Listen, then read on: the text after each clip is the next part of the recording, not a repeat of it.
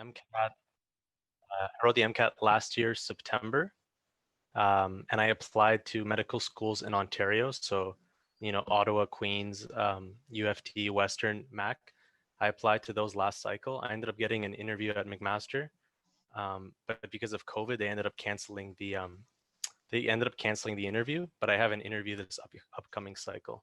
I applied this cycle as well, and I think I did pretty well on the MCAT. So if you guys want to ask me any questions about it, any tips, guides, general structure for how you want to study for the MCAT, go ahead and ask.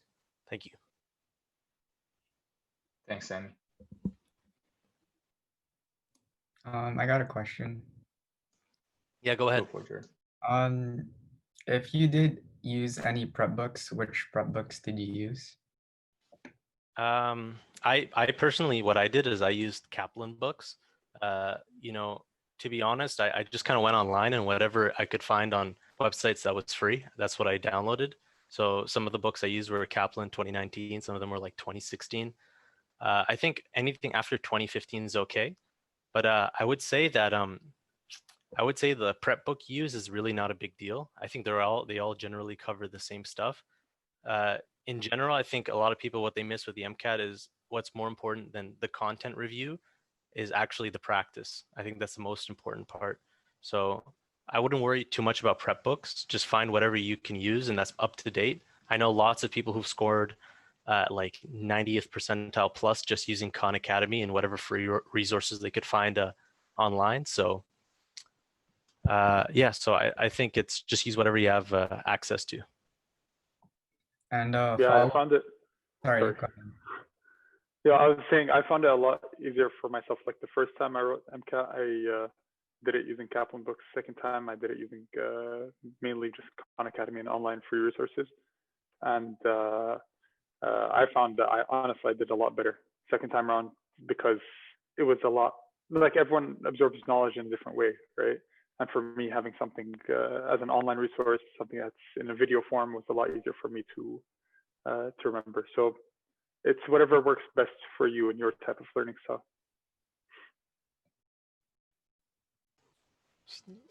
Jared, you had a follow-up question, right? Yeah. So you said like practice is like really important. Did you like do the full length practice test from the AAMC or like? Yeah, so the AAMC, they have like, if you guys are familiar, they have like question packs. I think the three things they have is question packs, section banks, and then they have the actual full length practice test, right? So the way I would do it is I would leave all that stuff to the very, very, very end, because with the MCAT, you want to make sure that you save the resources that are most similar to the actual MCAT, which would be resources from the AAMC. You want to save that to the very, very end. So I think what I recommend for a lot of people, and I think is the best resource you can use, is UWorld. So if you want to do practice, the way I think one thing I learned from my MCAT, and I think everyone should do, is simultaneously as you're doing content review, once you finish content review for, let's say, a certain section, let's say you finish the respiratory system, right? You would go to UWorld and you would start doing the practice questions for the respiratory system. And then once you've finished a whole section, because it's divided into 4 sections, you have your chemistry section, your biology section, CARRM, psychology, I can't remember the actual names. Once you finish a whole section, then from there you would do the section banks, right? That's when you completely finish the section. The section bank is like the very last thing you do.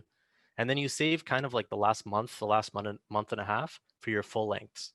Your full lengths, the idea is it's not practice, it's a diagnostic. So that's supposed to tell you what kind of score you're actually going to get on the MCAT. And to give you an idea, I wrote the 3 full-length practice tests from AAMC. The 3 scores that I got on those exams, the average of that was the actual score I got on the MCAT. So it gives you a really good idea of how you're going to do on the MCAT. So use it more as a diagnostic tool. The section banks are like the final practice you do, and I would definitely recommend you use UWorld to practice throughout content review.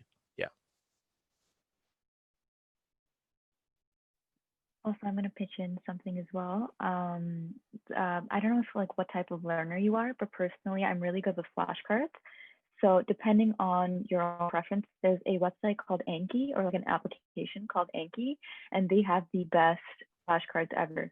So even if you Google on Reddit, like Anki flashcards for MCAT and stuff, you'll find a whole thread of like specific ones for psychology, specific ones for organic chemistry and stuff. So definitely check that out. I'll also put it in the chat. I'm literally like I'm studying for another standardized test. I'm using Anki like literally right now. So yeah, I recommend you guys if you want to learn as fast as possible to learn Anki, and yeah. Just on the If you note guys of are Anki, interested- sorry, go ahead, I Aziz. was about to add, if you're all interested, we're probably gonna have an event later on, maybe this semester, maybe this right at the start of next semester, where it's gonna be kind of like a workshop on how to use Anki and how to, I guess, optimize your studying using tools like Anki. Yeah, because we'll have Camille running it. He spent about a week of his life learning how to master Anki. So we thought we'd have him jump on and show us all of his secret tips and tricks on using it just to have the best study possible. Ramsha, you have a question?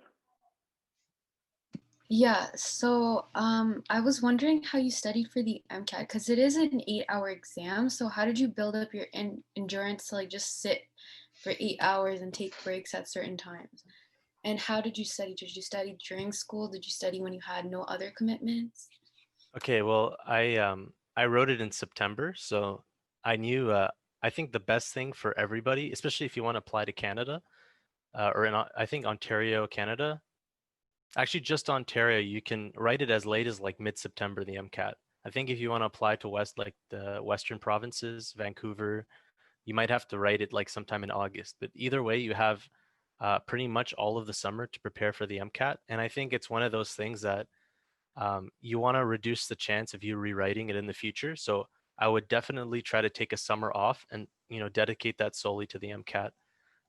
In terms of, I guess, like increasing stamina and stuff, like I said, you know how I mentioned the full length tests are really good for, as a diagnostic to see how you're going to do on an MCAT.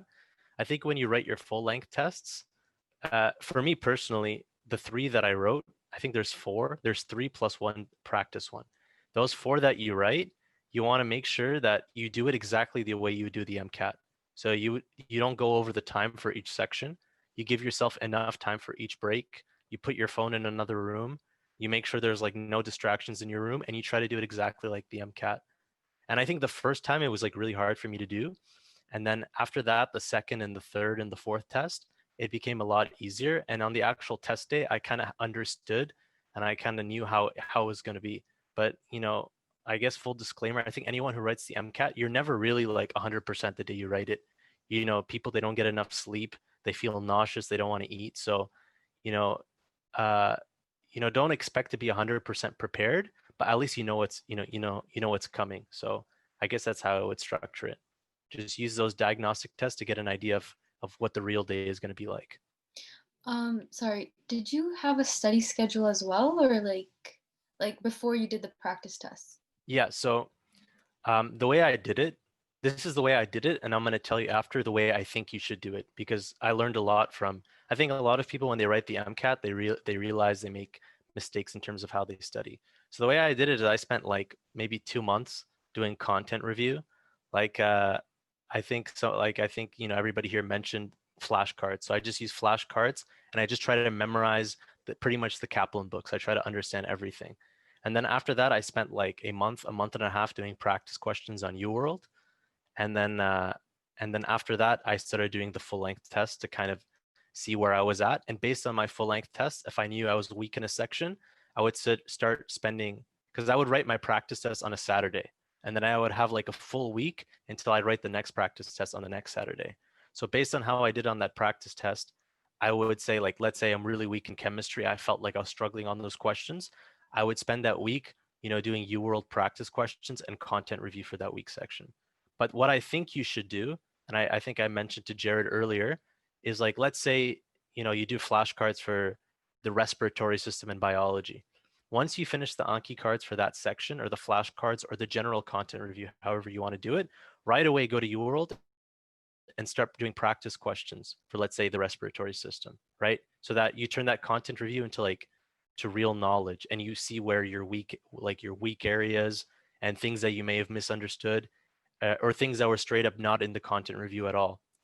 And then as you're doing the content review for the next section, let's say after you finish respiratory system, you're doing the digestive system. As you're doing the content review for that, you want to start doing practice questions for the section previous. So the idea is like it's kind of simultaneous. It's like a staggered situation, right? You move on to the next section in terms of content review, and the section before that, you're already doing practice questions. And I think you should do that all the way until like the last month before the MCAT. And I think the last month and a half is you should just do practice tests and see where you're weak at. After that, you're kind of just targeting your weak areas. That's the way I would do it. But in terms of like actual structure, day by day hours, I think it's really important just to go based on how you feel.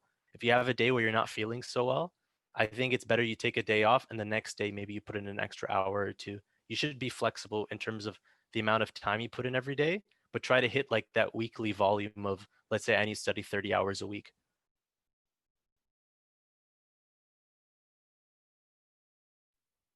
Hands up.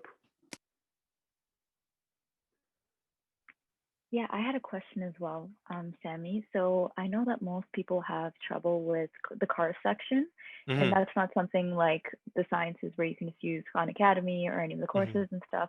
So what would you recommend for people that are struggling within the CARRM section? Well, yeah, okay. So the CARRM is a super weird section because I think some people, they come into it and they're kind of already like, for me personally, when I wrote CARRM, I was already in a good spot, and no matter how much practice I did, my score really didn't change. But I will tell you something that actually decreased my score when I was practicing. I started looking online to see how I could improve my CARRM score, and people would like list like different reading techniques. Some people would say like highlight different sections, or write down for each paragraph, write down a summary sentence or something like that. And I realized that when I started doing that, my score actually started decreasing. So I think the most important thing about CARRM is that, at the end of the day, it's not that complicated. It's just reading comprehension, right? So you want to read it in a way that's most comfortable for you. Try to tackle it any way, like the way you would read a book or the way you would read an article. Just use techniques that you're familiar with, because everybody here has been reading since they were like, I don't know how old, right? So you've been doing this your whole life. So just use techniques you're familiar with, and don't try to, come up with new strategies you've never used in your life. I've never used a highlighter in my life. I don't like it. So why would I start suddenly doing it for the CARRM MCAT section? I just found it weird, right? So I would just, use the techniques that are familiar to you and do lots of practice questions. Go on UWorld and do lots of CARRM practice questions. And when you get something wrong, try to understand why you did it wrong. Because if you made a mistake once, you will probably make that mistake again. So rather than keep making that same mistake over and over, you want to make sure you correct the reason for that mistake. So what I did is I didn't do it much, but I think it really helped, is I had like a notebook or an Excel sheet or whatever.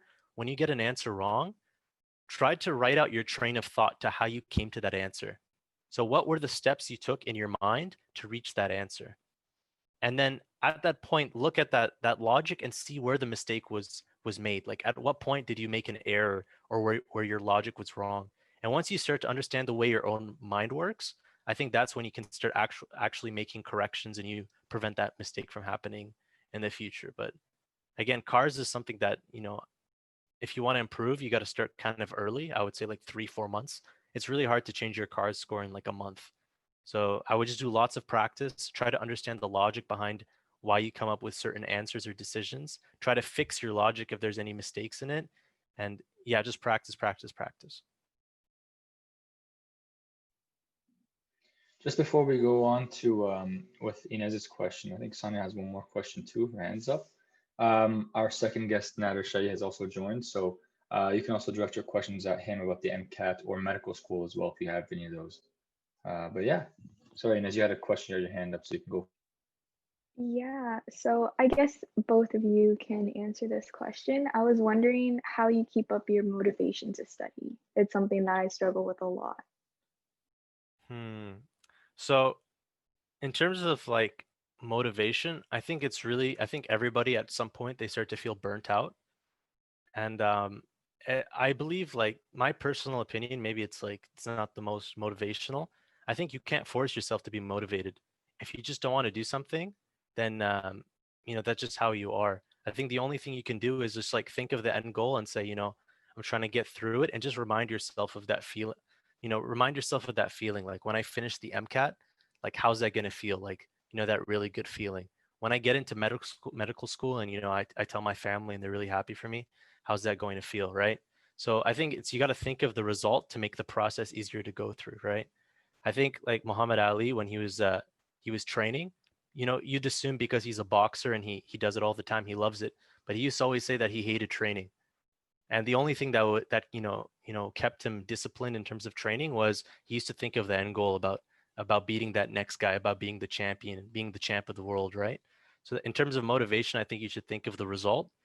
But in terms of actually, keeping yourself on schedule, what helped a lot for me was like I just try to create a good studying environment. I realized that once I stopped studying at home and I went to the library and I put my phone away, I literally like turned it off and threw it in my bag. I said, this is a distraction. I should not keep it around me.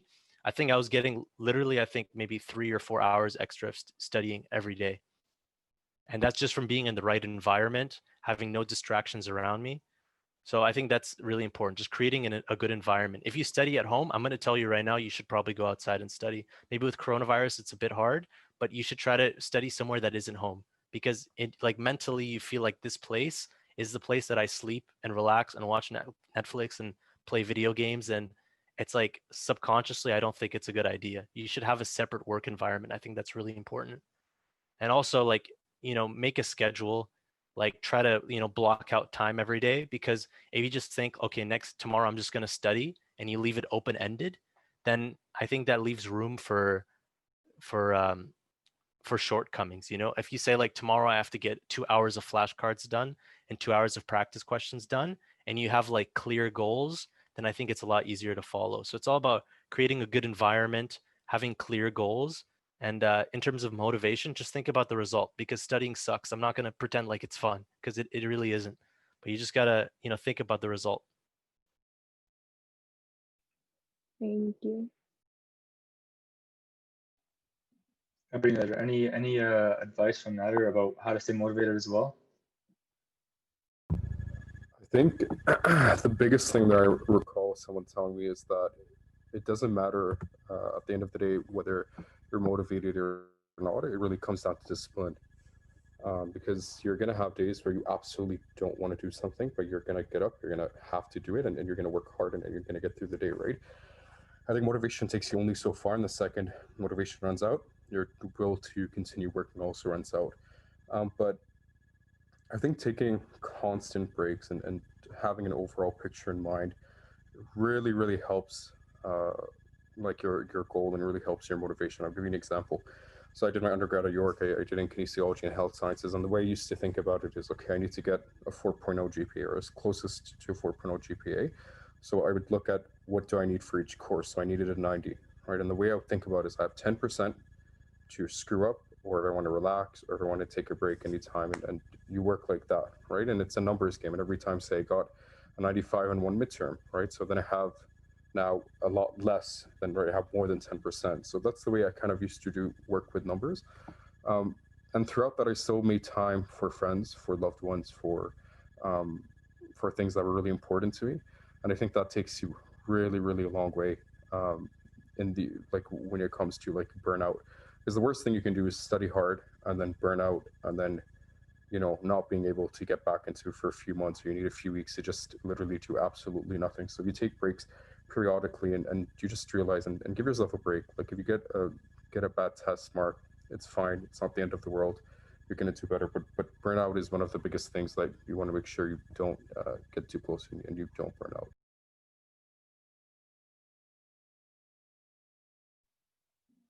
Awesome, thanks. Any other questions, guys? You can unmute yourselves, write in the chat, whatever you'd like. I have a question. It can be for both Sami and Nader. It was mostly about like studying techniques, or like methods you use to study for the MCAT and stuff, because I've heard that a lot of it is not only just like, of course, content review and stuff. It's also like using test taking skills and studying skills to guess through the answers if you don't know a question, or like, summarize a passage and stuff like that. So any tips on how you can do that? I'm gonna default this to Sammy. I think the both of us know he did a lot better on his MCAT than I did. But I think one thing that I learned from my experience was that for sure you don't want to immerse yourself in too much studying. I think the MCAT, what it is just like any standardized test, is it tests how well you can take a test. That is it. All the information you need from the MCAT, other than a handful of things you can get from the text that they've provided you with. And one problem that I did was I spent way too much time studying content, and I didn't have enough time to really go through test and practice banks and to really get my stuff solidified. And yeah, Sam, you can take it from here, bud. Yeah, so I think Natalie, he hit the nail on the head. I think you've heard me mention a couple times already when I was answering some of your questions. The biggest regret I had was I spent too much time on content review. And I think it comes from this general idea when we're going through university that as long as you know the content, you're pretty much guaranteed to ace the midterm or the exam. You just have to understand the information. But if you go on, like I recommend if you guys are going to run the MCAT this year or next year or any time, do yourself a favor and go on UWorld and just make a trial account and just go look at those practice questions, because you think you're going to get a straightforward biology question, but they give you a research paper with like molecules that have like the longest names ever, and it's extremely confusing. And it's a completely different exam than you would get from university. So in terms of actual test taking skills, I think like that's why I mentioned before, when you're doing your content review, you should simultaneously also do practice questions from UWorld, right? If you finish one section of content review, let's say you finish the respiratory system, head to UWorld and start doing practice questions. And what's more important, if you want to get the full value from the practice question, it's not about just getting it right or wrong, because sometimes I think we've all been in a situation where you're like, okay, I don't know the answer, I'm going to guess C, and you get it right, and you just move on to the next one. You didn't get the answer right, you just guessed. You don't actually know the right answer. So what's important is, you keep like a notebook or a journal or an Excel sheet, whatever is most comfortable for you, and you write down your logic as to how you reach that answer, right? Sometimes I'll actually break it down this way. When you get a question wrong, there's only so many ways you can get a question wrong. The easiest way you can get a question wrong is because you don't know the content. It's simply like they ask you a question, you don't know what they're talking about. They're talking about a process or question or information that you are not aware of, right? Or information that you don't understand. So in that kind of situation, what are you supposed to do? You gotta see, what I don't understand, or what do I not know, and you go find that information and you go learn it. You go watch a video, you go read a book that talks about that certain section, and you learn it. But sometimes you know the information, you understand the content, but you still get the question wrong. And I think that's the part that people really struggle with. They're like, I know this information, but I still get the question wrong. Why am I getting this question wrong if I clearly know what they're talking about? And that comes down to, like, you're talking about test taking skills. And that's why I think it's important you keep a journal and you see, what was my logic when I came to this answer? Like my process of thinking when I reached this answer, and where did it go wrong? And I think if you make a mistake like that, if your logic is wrong in a certain way when you're answering a question, you're always going to get a question of that similar type wrong, because your logic is always you're always making a logical mistake at that point, right? So I think I would do that. You should really keep a journal and try to understand like the way you're thinking, and really try to fix any faults you have in your logic. I think that's the best way to do it.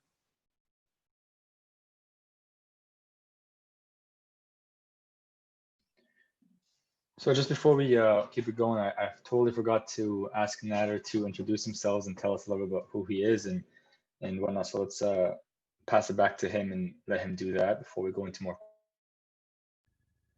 Sure. My name is Nader Chai. I'm a second-year med student at U of T. I did my undergrad in kinesiology and health science at URQ. I was past CARRM president. And I say that very smilingly because I think CARRM has a special place in my heart as well. What did Sammy say? I feel like I'm missing something. Do we do like fun facts or where we reside? I live in Toronto. I don't know if... what else do you guys want to know? That's pretty good, honestly. Just a little bit about yourself is that's perfect. Um, and yeah, I mean, like you mentioned before, he's currently at U of T studying medicine. So if you also have questions about what medicine is like in terms of schooling and whatnot, please direct them to him. It could be a lot of misconceptions about what you might think it is, and it might be different than that. So this is the time to kind of clear the air about all that and get a better idea of what you might be getting into in your future. So yeah, go for it. Can I just ask a general question to all of you? What are your motivations for going into medicine? Like, what is your reason for going into it? Just like, it doesn't have to be anything serious. I'm just wondering. I think that's a very important question, and I think I want to preface this by if any of you are thinking of medicine, I really want you to think long and hard about medicine, and I want you to think about whether this is truly your calling.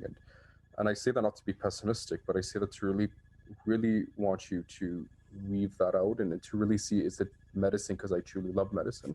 Because if you're trying to get rich from it, there's so many ways that you can get rich from it. If you're trying to serve the community, there's so many other ways you can serve the community that aren't as draining and aren't as demanding. So just before I start why I chose medicine, everyone should really like I did, right? I had a mentor at Mazen Hamadeh, who like the Stone College Master of Stone College. He sat with me, and I remember talking to him, and he would just like rip me apart, rip me to shreds till I was like, hey, this is truly what I wanted. I think why I chose medicine, it's a bit complex. So one, I just find the human body truly amazing. I think seeing how something so small like a molecule or like a gene being deleted or some kind of something that goes off in your body, a protein, can cause such adverse effects. I love human interaction, so that was a big plus for me. I love problem solving. I really do like sitting down and saying, okay, what the hell's wrong with this person? How can we fix them? And I just find it exceptionally rewarding to see um, someone who is very sick and they had an illness that was debilitating, and then you could help them through the recovery process. And I find just health and life very sacred, um, and it's just an honor and a privilege to be a part of that, and it comes with a lot of trust, right? It's a lot of trust and a lot of responsibilities. Like, how many professions can you think of where someone tells you to undress, you would do that without taking a second thought? And it's really only medicine. There's not any other things that where there's so much trust and the patient trusts you so much, and those were things that really drew me into medicine.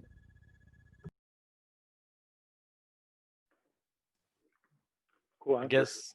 guess I can follow up on that, right?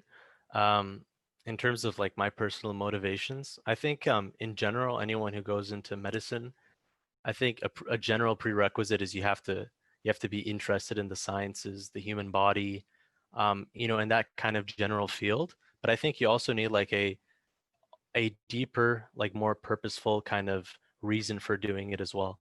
And I think for me, a big thing was, um, I think my experience with medicine hasn't been really that good, or with doctors in general, I should say. And the experiences my family has had with doctors, I felt like, this is not the way healthcare should be. I felt like they focused too much on band-aid solutions, short-term solutions, treating symptoms without ever treating a cause. They never seemed generally interested in a person's life and social circumstances. I think a lot of you guys are familiar with the idea of like, social determinants of health, ideas of, poor housing conditions, unsafe neighborhoods. I could go on about the list of social determinants of health, but I think the current state of healthcare doesn't take into account these kind of things. It's more about of a kind of like robotic, treat the symptom, look at the patient in isolation.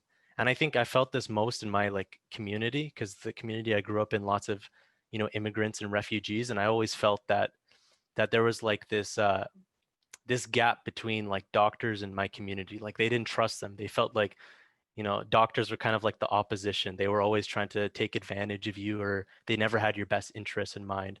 So I always felt like, this is the type of career you want to go into, or this was a career I needed to go into to fix that gap between me and people in my community. And on a larger scale, I was interested in, making healthcare something that it isn't now, something that's more focused on a person and their social circumstances, health as like a, as a holistic perspective.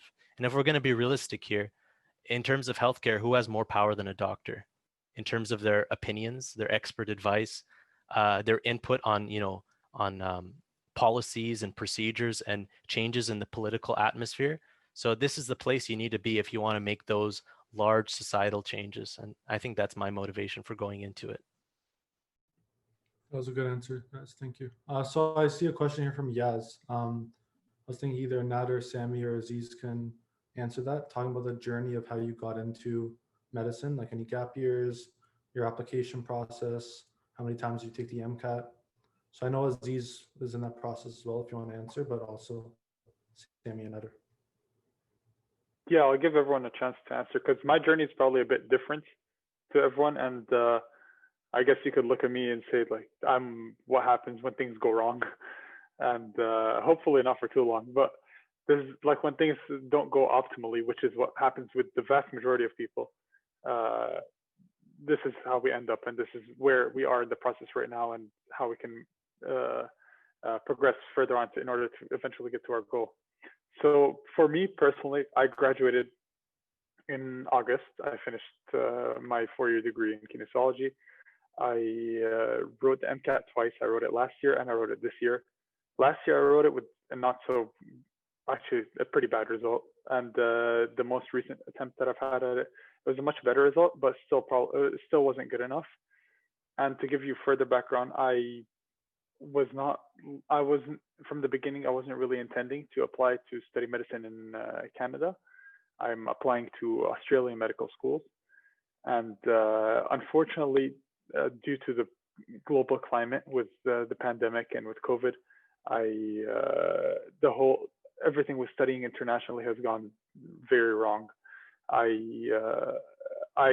got an offer from a school, and then they said they wanted to remove any of their international program towards medicine because of COVID, and their borders haven't opened towards for international students. So that went away, and now here I am in Dubai with my family, and I guess I have to wait another year for my opportunity to apply. So this is just like a show to say that like not everyone's journey goes to plan, and you really need that determination because you're sacrificing so much to meet that goal of yours, to meet that desire of yours, to return that service to humanity as a healthcare practitioner, whether as a doctor or a dentist or a physiotherapist or a nurse or whatever it might be. I don't know if anyone else wants to add upon that. Well, I think I'll go next. It's like, I guess we could, because all of us, I think we have very different journeys. Like there's 3 people here and each of us kind of had our own journey in terms of going to medical school or still in the process of getting to medical school. And I think you'll learn very quickly that you shouldn't compare yourself to others because every single person, they take their own path to get into medicine. Some people, they get in right away. Some people, they have to, some people will go as far as taking a second undergrad degree before they get into medicine. There's people who are in their 30s or 40s who get into medical school, right? So I think one important thing, like before I go into my story is, don't look at it as a race. Like I need to get into medical school by the age of 24 or anything like that. If you really care about it and this is a career that you really want to be, you want to be a part of, you want to have, then you should understand that, sometimes, especially in Canada, where I think it takes on average an applicant 3 tries to get into medical school, you should be patient, right? And you should really care about this. So in terms of my journey, I had a good MCAT.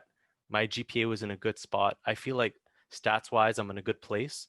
And I applied last cycle and I ended up getting an interview at McMaster. As you guys know, with coronavirus, they ended up canceling the interviews, and McMaster being McMaster, they decided to do a lottery to see who gets into the school. So obviously, with bad luck, I didn't get in and I ended up getting on the wait list. But the nice thing is that I'm guaranteed an interview this cycle. So I actually didn't even have to apply to McMaster. They're just offering me an interview because I guess it's pretty obvious that a lottery is not the most optimal way of selecting people to enter medical school, right? So I reapplied this cycle, and right now I'm working with my dad in a family business. It's like barbershop equipment. So it's something a bit different than studying. It's a lot of manual labor, but it's I think it's a welcome change from academia, and I think it's gonna for sure refresh me before I go back to school. So yeah, I guess Nader can go next. Just a full disclaimer, I think we were roasting McMaster for doing a lottery system to get into med school. Like the running joke there was like, we already have imposter syndrome getting in, imagine getting it through a lottery system. That being said, everyone who got it was more than qualified. If you got an issue, you're very much more than qualified to be there. So my journey, I did 4 years, like I said, at York, and then I graduated, and right after my graduation, I went straight in, so I finished my 4th year in June, I graduated, and then in August, I started my first year in medical school. And my final year was kind of interesting because part of it I was working, I was teaching at a private school. So I was teaching like 10 hours a week. By last semester, I was teaching like 40 hours a week. That was pretty dope. I really enjoyed my time there. And then I wrote my MCAT once. I didn't do amazing. I don't think so. I was competitive.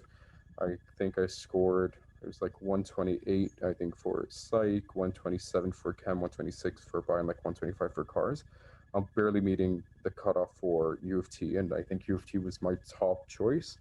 It sounds like it was the most probable one that I would get in. And then you had and then I had McMaster, was like, cautiously optimistic. My cars wasn't great. My GPA was pretty up there. So then I think I did pretty well on the Casper. And then I had, finally I applied to Queens. So I just applied to 3 schools. Queens was the first one that kindly declined my offer. And then I think McMaster came right after. And I remember being in 4th year and I was just like, oh crap, like what if I don't get in? And I didn't have a plan B. It was like plan A or nothing, right? It was, that's just my personality. And I really didn't want to do masters. I hated the concept of research. I find it very mundane. Parts of research, specifically the basic sciences. I've worked in a wet lab before, and I didn't like any part of it.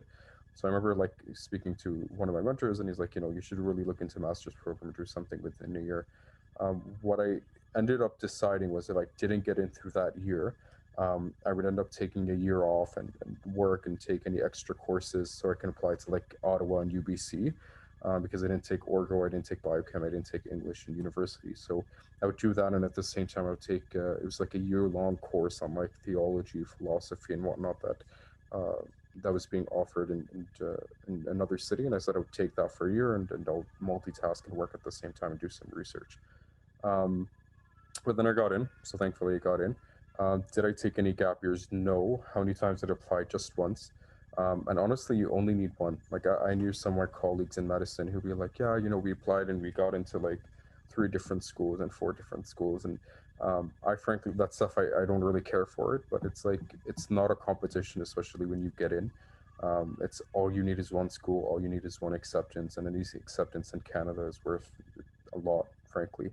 And it's semantics when you compare which school is better or not. It's at the end of the day, you're still going to be Canadian certified doctor, and that says a lot.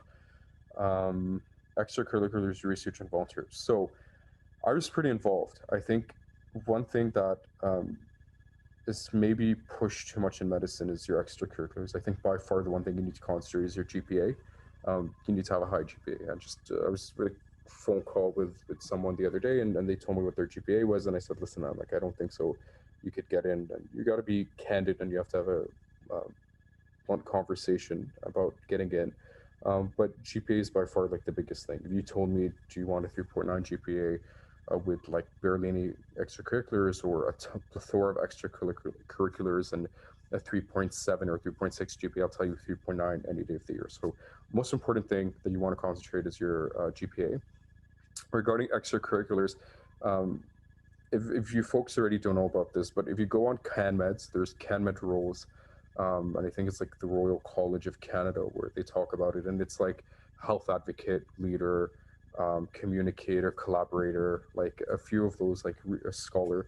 So these are kind of, you could call them like attributes that they look towards a medical person. And usually the way you try to fit it is what you're working towards, or where you're doing your extracurricular activities. When you come to apply for med school, you want to make sure that you can talk about that. you want to make sure that you can integrate that, you know, this is 1, 2, 3 characteristics or extracurriculars showed off these characteristics, or showed off my leadership skills or my collaborating skills or my scholar skills.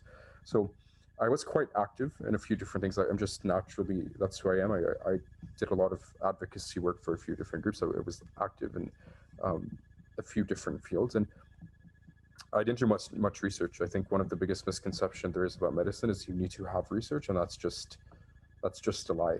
I think the only ever research I did was a paid research by Pirsa, like Pirsa Safai, and that was for, like, it was for fun. I did it, and it wasn't really like, I got published online, which is on a website. My name was on a website. That's it. There wasn't any real publication. Other than that, I had no research. I never volunteered at a hospital. I just felt that it was silly for me to walk people around. I didn't think that was the most, you know, best way to spend my time. But I did do stuff that was kind of like new and innovative, right? I started up I worked with at-risk youth a lot. I worked with, you know, within my local community center, I worked with a lot of programs and post-secondary education fairs. So that kind of helped out. And my interview process, it was interesting. I think I went into my interview very optimistic. And the thing is, the toughest thing by far is getting the interview. If you can get the interview, you're like already like halfway through the door, because the interviews were really, you can either like screw it up or you can really, like, you know, hit it out of the field. So I got into the interview, and I'm naturally someone who's very talkative and a very a people person, and I'm very approachable. So I was able to shine, and I was able to show that in person. And there's other people who you could tell, like, I was there in the interview process, I was just talking to everyone. I was asking how their day was. I was cracking jokes. I was laughing. I was trying to introduce myself. And there were some people who were just sitting in a corner, decided not to talk to anyone, were just in amongst themselves. But it was generally quite well. Went into the interview. I still remember it was for U of T. Simon, correct me, is it MMI or MPI? It's MMI, right? MPI. MPI, there you go. Multiple mini personal interviews, I think. And it was 4 back-to-back interviews, and this year we're going to have it online. But it was 4 back-to-back interviews where you went in. I think the first person was a 4th-year clerk, really sweet girl. Her name is Maria. We talked, we integrated, and usually the interview process is they give you 2 ethical scenarios.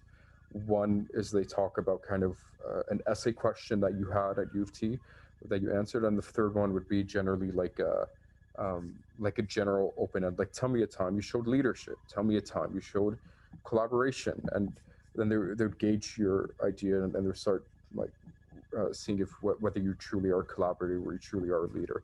So first person was really good, Maria, amazing. Second person was a doctor who, ironically, she was working in the business field, and she had jumped in to become a doctor at her 30s or 40s. Right? So she's, again, quite old.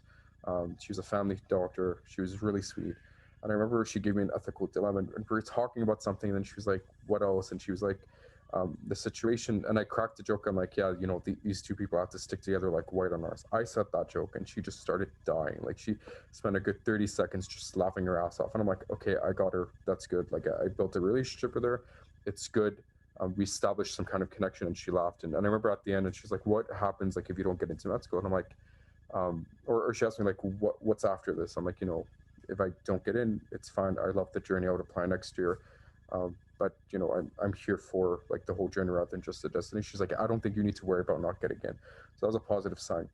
Third person, and usually U of T, I think, would do this, but they give you a very strict person, a very like emotionless person. Like, you would talk to them, and they're just, and I remember her name, I think her name is Ida.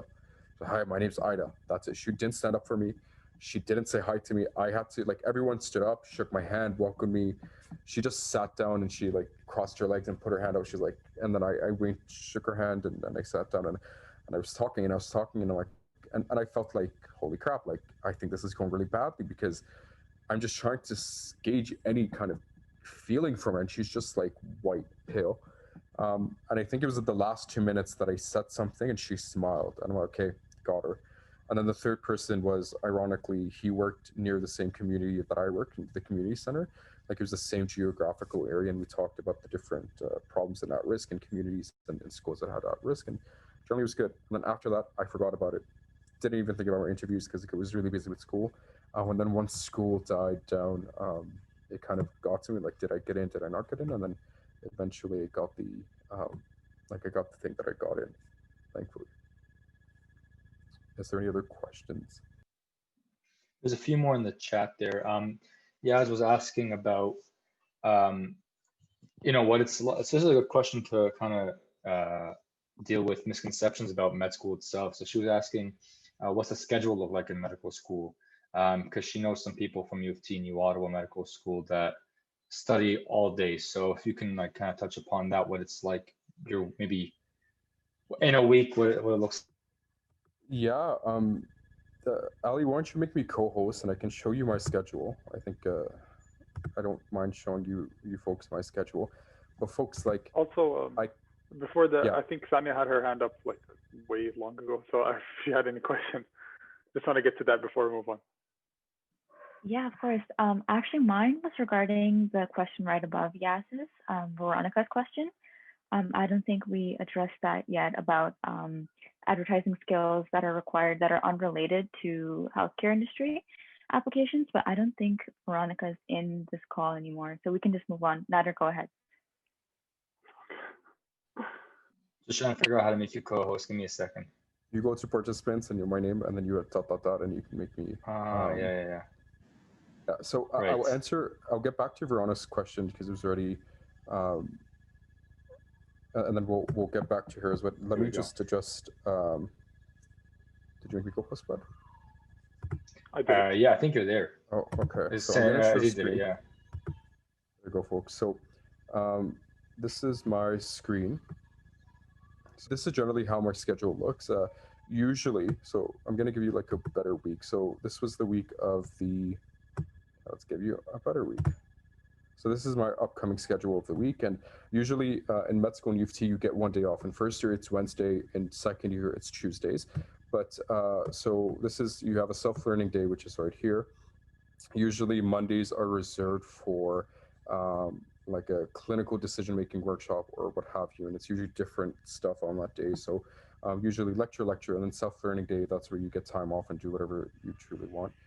Wednesday mornings, we have something called CBL, which is case-based learning. And essentially case-based learning is you get a clinical case of someone and you have to work through with you and your small group, and you make, and you work through the case and what would you do, what medicines would you give them and whatnot. And then Thursday morning is clinical skills, we call them ICE. And essentially ICE is where you learn clinical skills, a pelvic exam, you won't learn a pap smear, but like a breast exam, a cardiorespiratory exam, like a cardiac exam, hives and throws, an abdominal exam. All these skills you learn them in this case. So this one, it says MSK back, so musculoskeletal system, and then specifically we're concentrating on like back pains and how would you figure out whether some things like, for example, radiculopathy or neuropathy or something like that.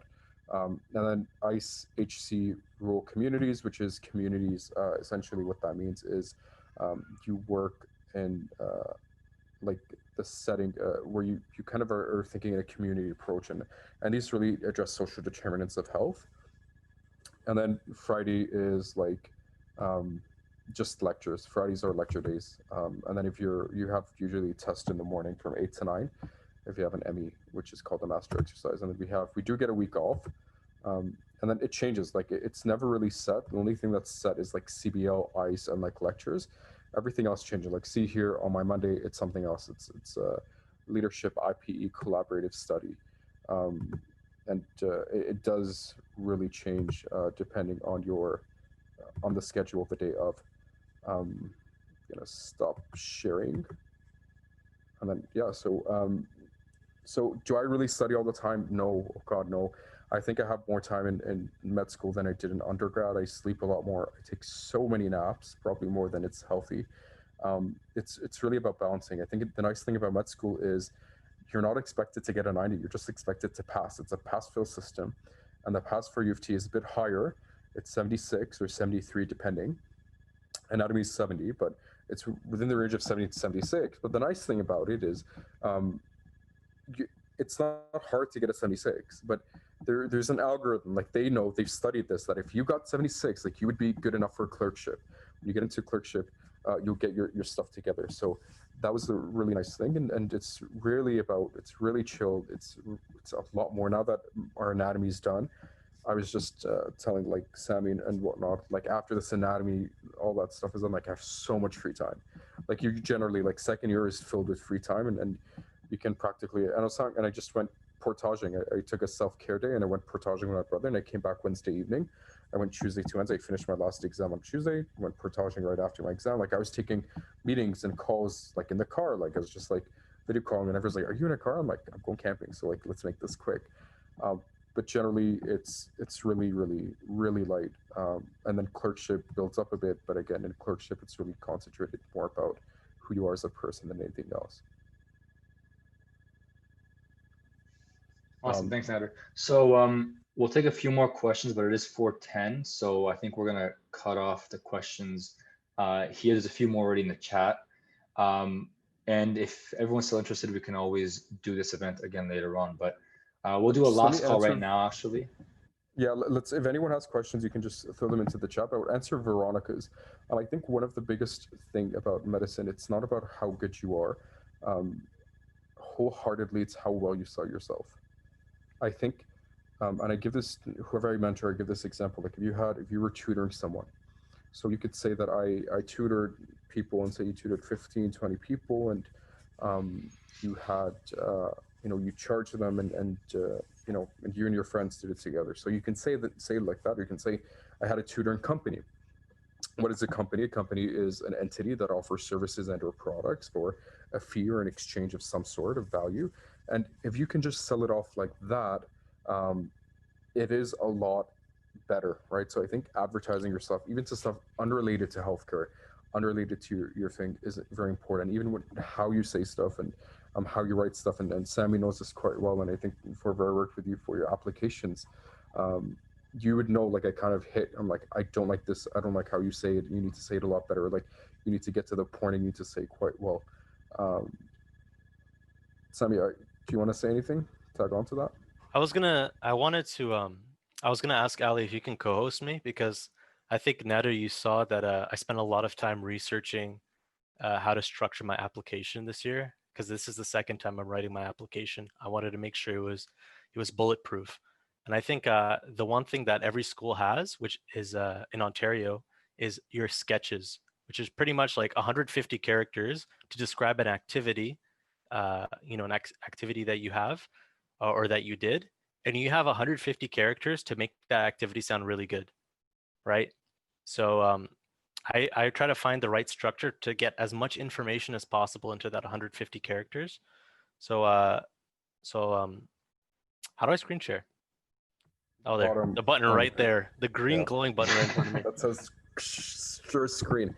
And just Yas, for a second part of your question, do medical schools have different testing techniques? Yes, I think U of T would probably be the best in Canada, because rather than like a comprehensive test at the end of semester of like 4 months of content or 3 months of content, we test every 2 to 3 weeks, which are called mastery exercises.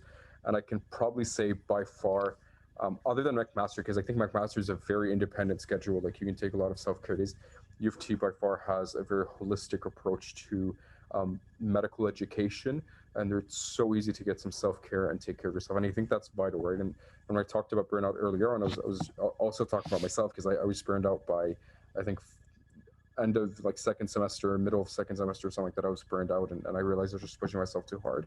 But yeah, but very, very possible to get good results there and relax. Okay. Before I explain what this mess over here is, I think Sani, you were telling Yas the importance of doing things that are outside of your field in terms of extracurriculars, and showing medical schools that you want to explore and stuff like that. I think a common trend, if you guys want to apply in Ontario, you have to understand, which is very important, is, let's say U of T, for example. U of T, yeah, you need a high GPA to get in, but their MCAT is a strict cutoff of, I think, 125 across the board, with 124 in one section you're allowed. Western, they used to have a cutoff of 130 for cars. Last cycle, they dropped the cutoff to 127 to increase the amount of applicants that are entering this pool.